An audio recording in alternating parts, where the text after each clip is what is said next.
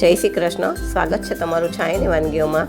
આજે હું તમારા માટે લઈને આવી છું વેજીટેબલથી ભરપૂર હેલ્ધી એવી સ્વીટ કોર્ન કટલેટની રેસીપી, જેને તમે બાળકોને લંચ બોક્સમાં આપી શકો છો અને આમ નાસ્તામાં પણ લઈ શકો છો. તો ચાલો બનાવવાની શરૂઆત કરીએ. હવે કટલેટ બનાવવા માટે એક બાઉલની અંદર 5 કપ મગની ફોતરા વગરની દાળ લીધી છે. હવે આ દાળને આપણે 3-4 પાણીથી સરખી રીતે પહેલાં ધોઈ લેવાની છે.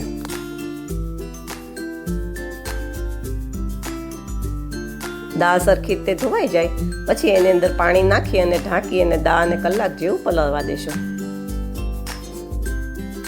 હવે મેં અહીંયા 2 અમેરિકન મકાઈ લીધી છે. એના પત્તા અને રેસા કાઢી અને બરાબર સાફ કરી લીધી છે. હવે મેં એક મકાઈના 2 ભાગ કરી લીધા છે. એમાંથી એક ભાગને ચોપિંગ બોર્ડ પર આવી રીતે ઊભો રાખી અને છરીથી એના બધા દાણા અલગ કરી લેવાના છે.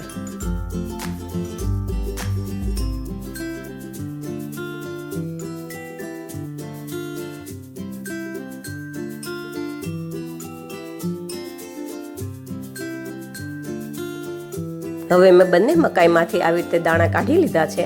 તો એને એક મિક્સિંગ બાઉલમાં લઈ લેશું.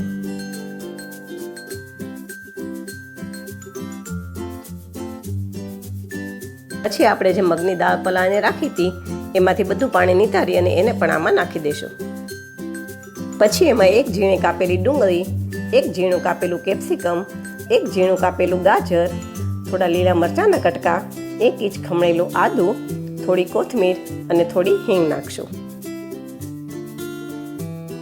સાથે એમાં 1 ચમચી ઉપર થોડું મીઠું, અડધી ચમચી હળદર, 1 ચમચી મરચું, 1 ચમચી ધાણા જીરું, 1 ચમચી આમચૂર પાવડર, 1 ચમચી ગરમ મસાલો અને અડધી ચમચી ચાટ મસાલો નાખશું. હવે આપણે આ બધી સામગ્રીને પહેલા સરખી રીતે મિક્સ કરી દઈશું.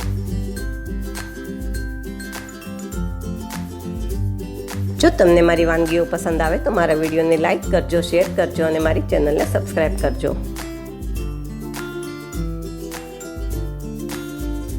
આ કટલેટ નાનાથી લઈને મોટા બધાને ભાવે એવી છે અને સાથે હેલ્ધી પણ છે, તો એકવાર ટ્રાય જરૂર કરજો.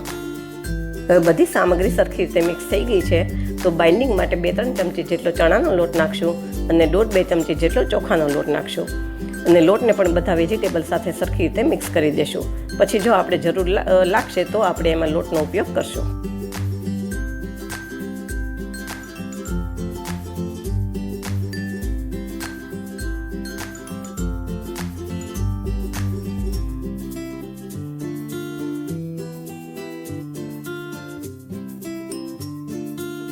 હવે બધું બરાબર મિક્સ થઈ જાય પછી આપણે થોડો મિશ્રણ હાથમાં લઈ અને આ બાંધી જોવાનું, પણ હજી બરાબર બંધાતું નથી. તો આમાં બંને લોટ આપણે થોડા નાખશું, થોડો ચોખાનો અને થોડો ચણાનો, અને એને પણ બરાબર મિક્સ કરી દઈશું.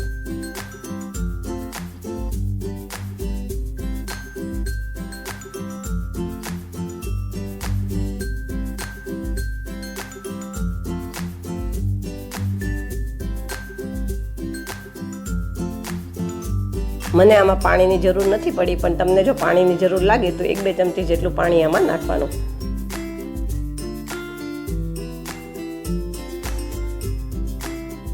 હવે આપણું મિશ્રણ સરસ તૈયાર થઈ ગયું છે.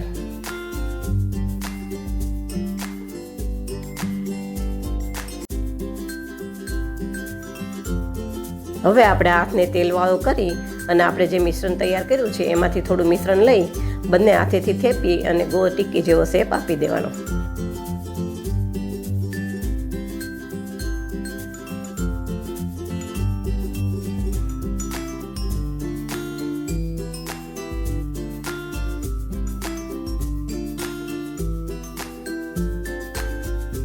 આવી રીતે બધી ટીક્કી તૈયાર કરી લીધી છે.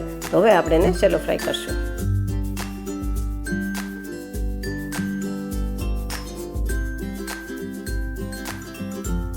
હવે ટીક્કી તળવા માટે એક પેનની અંદર મેં 3 પાવડા તેલ લીધું છે.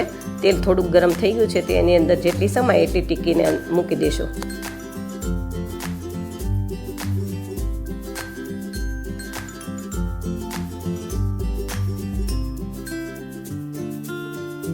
આ ટીક્કી એક સાઈડ થોડી શેકાઈ જાય પછી એને બીજી બાજુ પલટાવી દેશું.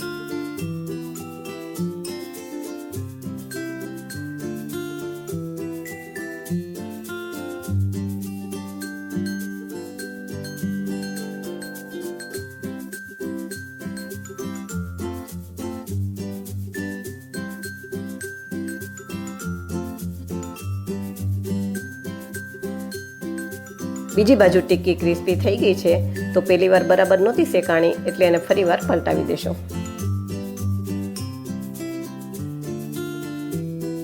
હવે આપણી ટિક્કી બંને બાજુ બરાબર ક્રિસ્પી થઈ ગઈ છે, તો એને એક ડીશમાં કાઢી લેશું અને આવી રીતે બાકીની ટિક્કી પણ શેકી લેશું.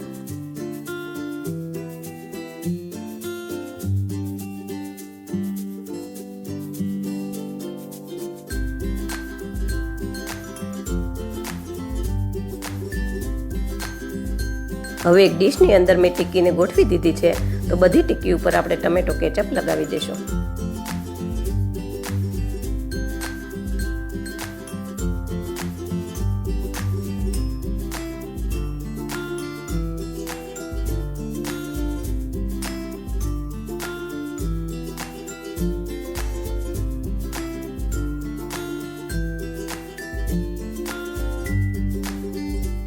પછી બધી ટિક્કીની ઉપર આપણે થોડું થોડું ચીઝ ખમણીને નાખી દઈશું.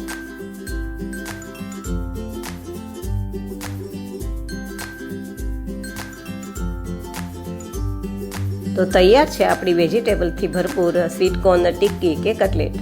આવી જ નવી વાનગી સાથે ફરી મળશું. Thank you.